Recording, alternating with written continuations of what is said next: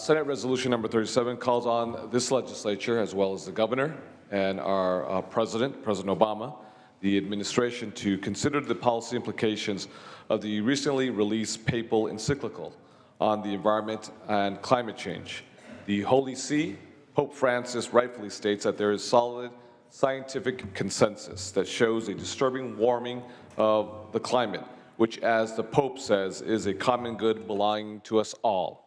The Pope calls on policymakers to develop policies to reduce the emission of carbon dioxide by finding renewable alternatives to fossil fuels.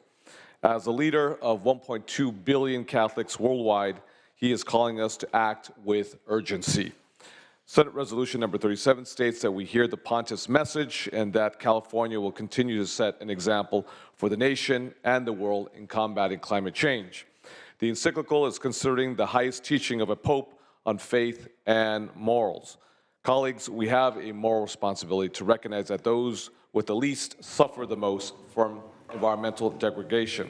We have moral responsibilities to reduce human suffering, preserve diversity, and protect the Earth's natural beauty. The Pope urges that our strategies for ecological solutions consider issues of social and environmental justice. Basic human rights, the right to safe water, sufficient food, and clean air must be made available to everyone, not just those who can afford protection or refuge from environmental disaster. California has already begun to fight pollution in our poorest communities by increasing access to cleaner energy and transportation. And for that, we can be very proud. But colleagues, we also have a moral obligation to do much more. Some think that our obligation is to save our natural habitat for our children and grandchildren. Others might define this obligation as protecting the diversity of species and ecosystems from destruction. But I do have faith. I do have faith in Republicans as well as Democrats alike, that we will not forsake our obligation to protect our environment. After all, it was a Republican, then President Richard Nixon, who created the Environmental Protection Agency back in 1970. With that, I respectfully ask for an aye vote. Of course, we as a legislative body don't defer any authority to the Holy See. We know that obviously that's quite incorrect. I do appreciate the historical fact with regards to our late President John F. Kennedy and the whole issue of Catholicism and perhaps the bias or prejudice that existed decades ago. I remember one of the famous speeches that President Kennedy gave in West Virginia to a bunch of coal miners who were quite wary of his Catholicism. He wasn't quite sure if they'd be supportive of him. Obviously, as we know, John F. Kennedy became President of the United States, and America as a whole came together to support the first Catholic in the White House. So the issue of prejudice as it relates to Catholicism and to other religious faiths as well has existed. But we are a country of many faiths, and we are very respectful of diversity that exists. Today we had the bishop, Mr. Jaime Soto, originally from Orange County, who gave the prayer. In fact, when we have our sessions here on the floor, we start off with a prayer. Obviously, the Pledge of Allegiance back in 1954, under the Eisenhower administration, prior to 1954, we didn't have the two words, quote, under God, as part of the Pledge of Allegiance. Back in 1954, under the Eisenhower administration, those two words were added to the Pledge of Allegiance, under God, indivisible, with liberty and justice for all. So faith, in many different ways, has always been part of America, unquestionably.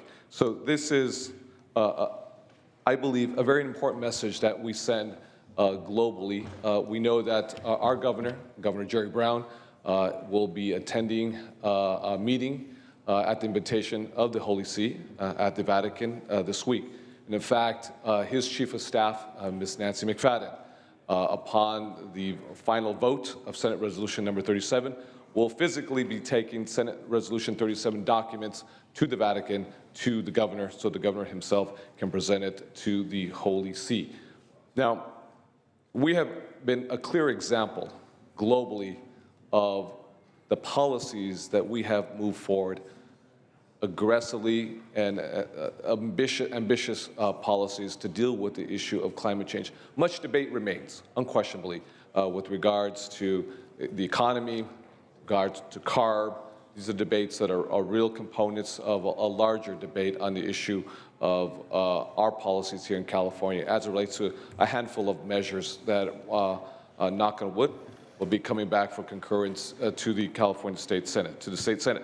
So, as you know, the governor will be with the Pope this upcoming week at a symposium, and he will engage with the Pope to describe to him the policies that we have moved forward and policies we would like to continue to move forward in the California State Legislature. Dealing with the poor, the Pope made reference on numerous occasions in the encyclical how those who are marginalized socioeconomically and politically will suffer the most burden when it comes to the degradation of our environment. But the wonderful thing about it is, even if we don't see it as of yet, California is ahead of the curve.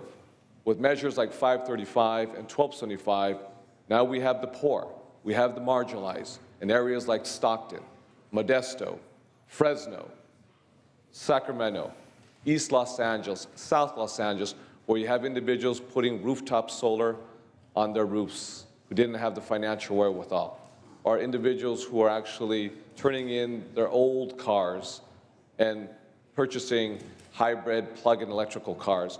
That is a sense of intentionality that we're moving to make sure that all individuals, irrespective of their zip code, benefit from our climate change policies. This is a very important document that we give respect to the Pope. We don't cede any authority. We are the United States of America. We are the California State Legislature.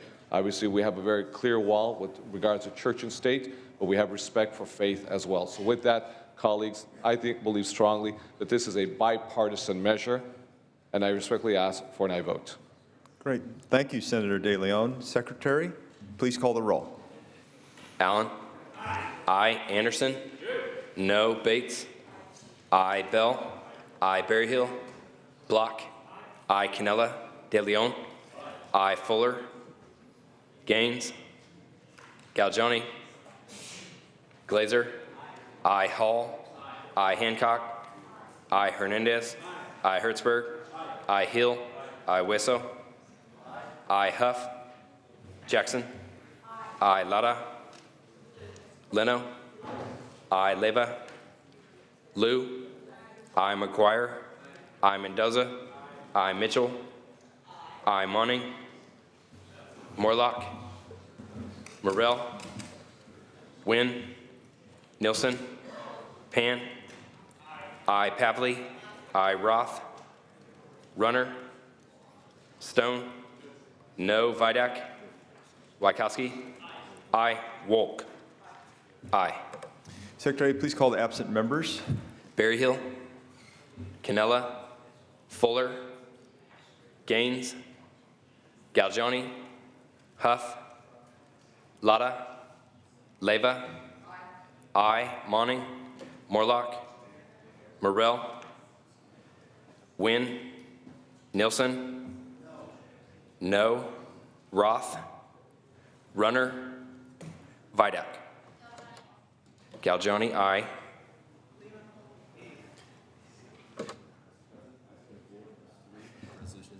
Ayes 24, noes 3.